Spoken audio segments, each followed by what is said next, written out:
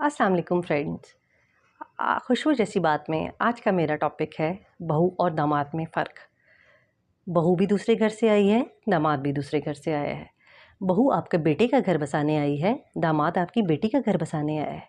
तो फिर इनमें इतना फ़र्क क्यों रखा जाता है? दामाद की हर बेजा ख्वाहिश पूरी की जाती है, उसकी बदतमीज़ी भी बर्दाश्त की जाती है, उसके एटीट्यूड भी बर्दाश्त किया जाता है। अगर वो आपकी बेटी के साथ बुरा सलूक करे तब भी आप लोगों की ज़रूरत नहीं होती कि आप उससे कोई सवाल जवाब कर सकें।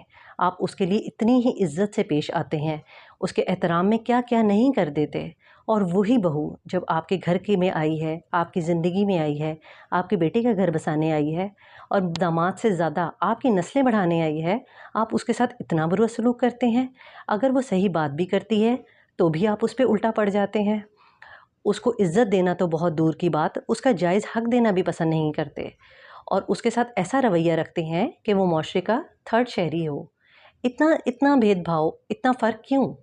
दोनों ही आपके बच्चों के शरीके हयात हैं, दोनों ही गैर घर से आए हैं, दोनों ही आपकी ज़िंदगियों में खुशियाँ बाँटने आए हैं।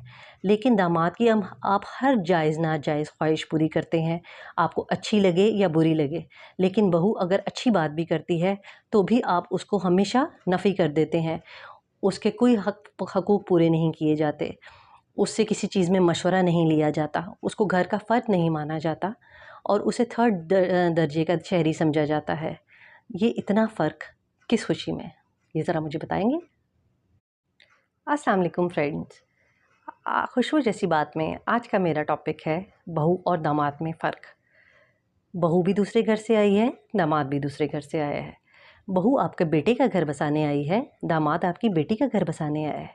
तो फिर इनमें इतना फ़र्क क्यों रखा जाता है?